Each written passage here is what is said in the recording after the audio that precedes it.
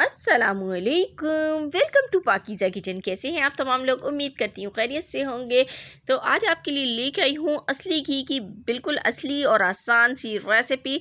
तो असली घी घर में बनाना हो गया है बिल्कुल आसान, मिनटों में झटपट आप असली घी बना सकते हैं। और घर का आपका बना हुआ घी है तो ये बिल्कुल खालिस होगा। बाज़ार से जो लाते हैं वो अक्सर नकली और महंगे घी होते हैं, तो वो बिल्कुल यूज़ ना किया करें। तो बहुत आसान है इसको बनाना। इसके लिए सिर्फ आपको चाहिए होगी बलाई। तो घर में जब दूध आता है तो उसके ऊपर मोटी मोटी बलाई आ जाती है, तो वो हम लोग अक्सर निकाल के जमा कर लेते हैं इस तरीके से।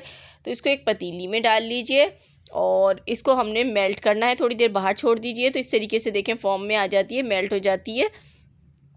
तो जब ये इस तरीके की हो जाए, बिल्कुल मेल्ट नहीं करनी है आपको, बस इस तरह का होना चाहिए।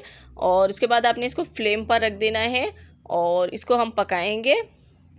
तो इसको हमने बहुत ज़्यादा तेज़ फ्लेम पर नहीं पकाना है, मीडियम टू लो फ्लेम पर मैं इसको पकाऊंगी जब तक इसमें उबाल नहीं आ जाता। और चम्मच मुस्तकिल चलाते रहिएगा वरना ये आपका नीचे लग जाएगा।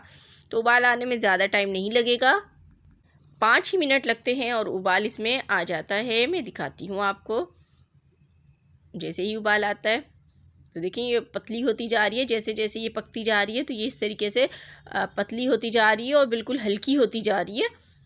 तो यहाँ आप लोगों से मेरी छोटी सी रिक्वेस्ट है, चैनल पर न्यू है तो चैनल को सब्सक्राइब कर दीजिए, बेल आइकन को प्रेस कीजिए ताकि अच्छी अच्छी वीडियोज़ की नोटिफिकेशन आपको मिल सकें। तो देखें इसमें उबाल आना शुरू हो गया है। तो अब आपने इसको थोड़ी सी देर पकाना है। तो हम इसको लो फ्लेम पे पकाएंगे ताकि ये थोड़ी थोड़ी सी गाढ़ी होना शुरू हो जाए। अभी मैंने इसमें कोई भी चीज़ शामिल नहीं की है, सिर्फ इसको ऐसे ही पका रही हूँ। तो अब मैं इसके अंदर आटा शामिल करूँगी। जैसे जैसे ये देखें पकना शुरू हो गया है, अब इसमें बॉयल आते जा रहे हैं। तो अब हम इसमें आटा शामिल करेंगे। तो 2 खाने के चम्मच मैं इसमें आटा शामिल करूँगी।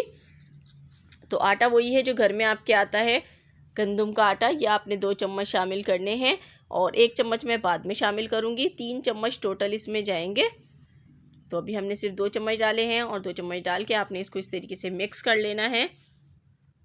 बहुत इजी तरीका है, झटपट रेडी हो जाता है घी। और असली घी खाना सेहत के लिए बहुत ज़्यादा फ़ायदेमंद है। तो असली घी को अपनी रोज़ाना की रूटीन में शामिल करें। बाहर से बहुत महंगा मिलता है लेकिन घर में बहुत आसानी से रेडी हो जाता है और आपको सस्ता पड़ता है।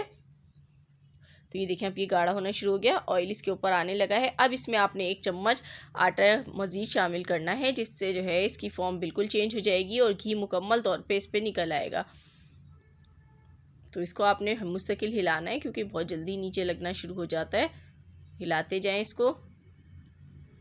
अब मैंने इसमें 1 चम्मच और शामिल कर दिया आटे का।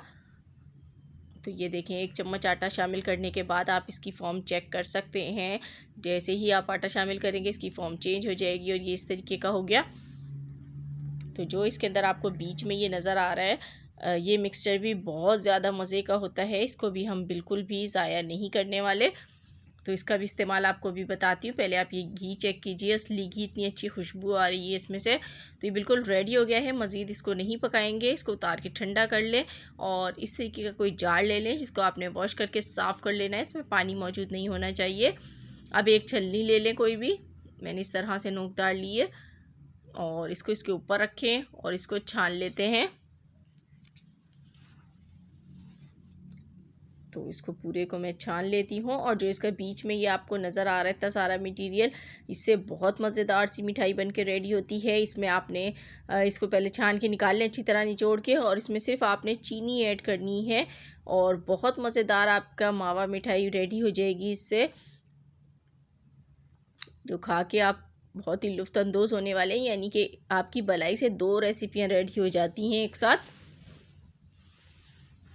तो मैं अच्छी तरह इसको निचोड़ रही हूँ ताकि इसमें घी बाकी ना रहे।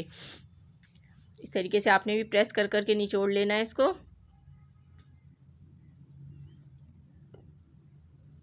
तो देखें इस तरीके से मैंने निकाल लिया। ये भी इतनी सारी मिठाई हमारी बन जाएगी। इसको मैं बाद में रेडी करूँगी। तो ये हमारा प्योर असली घी बनके बिल्कुल रेडी है। तो ये आप खाइए पराठों पर, साग के साथ या फिर दाल में डाल के खाइए, बहुत मज़ेदार लगता है, बहुत हेल्दी है। तो इसको ज़रूर आपने घर में ट्राई करना है और मुझे फ़ीडबैक देना है कैसी लगी आपको मेरी आज की रेसिपी पसंद आई हो लाइक एंड शेयर कीजिएगा। मिलूँगी नेक्स्ट वीडियो में, तब तक के लिए खुदा हाफिज़।